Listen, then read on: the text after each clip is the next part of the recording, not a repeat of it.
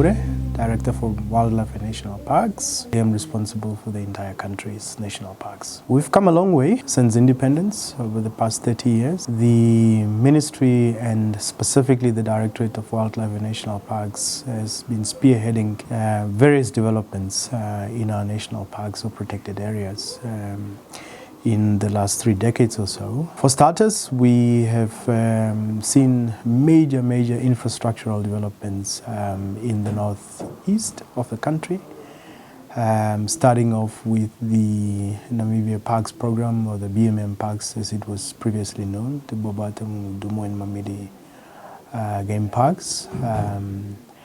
We've started with basically a focus on infrastructure, but also linking up with what we call the concept of integrated park management. Having infrastructure that is adequate for our staff, for our visitors, but also just for the public in general, really outlining the history, the background of not just the park, but really the public and also the surrounding communities. But we have not just stopped there as a ministry. We've also moved towards the coastal parks, currently busy with a major infrastructure development at 4 specific areas, Moeva Bay, Cape Cross, Oegapmund, and so on. So these are really major developments that will not just improve the park management, but really the experience of our visitors and the general public at large.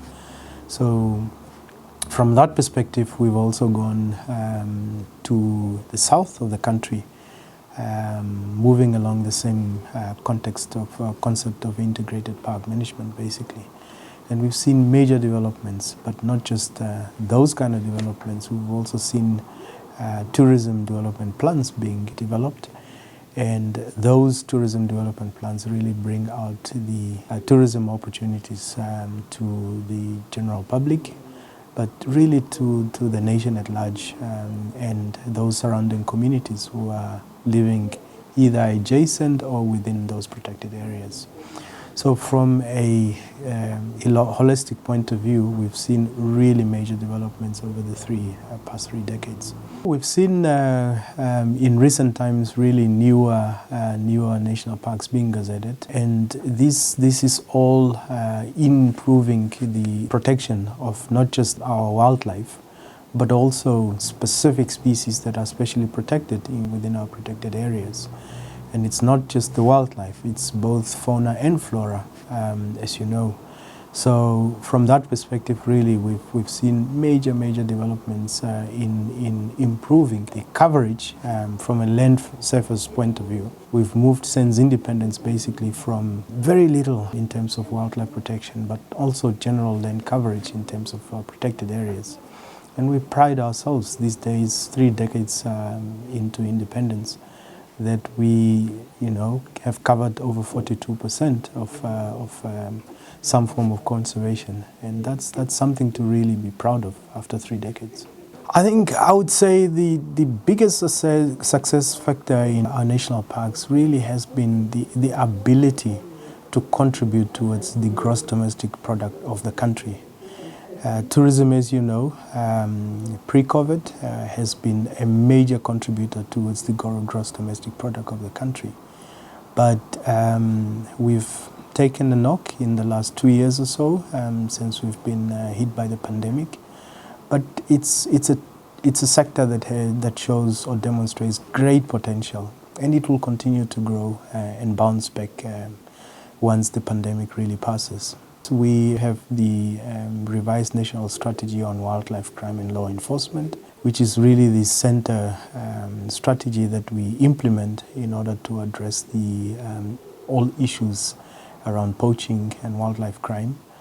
That strategy really directs us to what we need to do.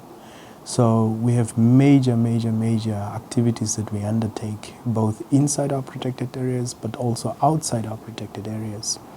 But it's a collaborative effort with all the armed forces or uniform personnel, basically from the police, our own staff, special field forces, and we do a lot of patrols.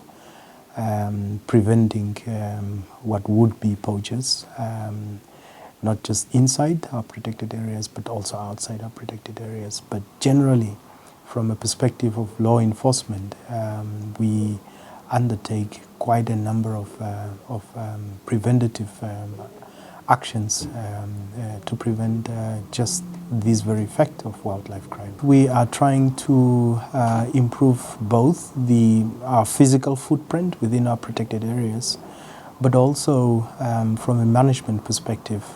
So there are quite a number of collaborative efforts involving our neighbors. For example, if you take a national park such as the Tosha, that has neighbors to the north being communal conservancies, you have to the south commercial farms, you have to the west communal conservancies in Kunene, and so on. So we cannot do it alone.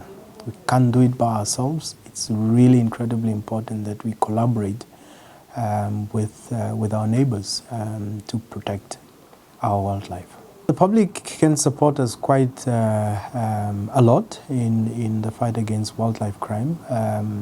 Probably now for the past 2 or 3 years, I've appealed to the general public through our Friends of the Parks program. The public is really continuously invited to contribute in one way, shape or form towards wildlife protection and just generally to the well-being of our protected areas. So we invite general public really to engage in collaborative efforts. We've seen anything from contributions in just food. We've seen contributions in the form of fuel towards our efforts on the ground in terms of operations. We've seen through the Friends of the Program also initiatives by just philanthropists, Namibians and generally across the globe. People who are just interested in contributing towards the development of a water point inside a national park, for example. But at the same time, because our national parks contribute towards the greater good of the global conservation agenda, these days we are talking about 30 by 30, and as a country, I think we've prided ourselves in that we have surpassed that target already. But it doesn't mean we should stop there. We should continue all efforts in just inviting whoever is interested from a general public perspective, and also the international community, because a lot of the species that we really are taking care of, elephant, lion, some of these specially protected species are of global importance. They are really not just for the interest of Namibians, but we are keeping these species because they carry a global importance in terms of a conservation agenda. I would say the pride of the Namibian Parks program in general has been the growth and its contribution towards the country's economy. I really would say we take a lot of pride in the contribution of all our national parks towards improved services, not just to the general public, but to international visitors. We are so proud to protect our national parks, to protect the beauty of our country, but most importantly, to really welcome the international community and visitors to our beautiful country.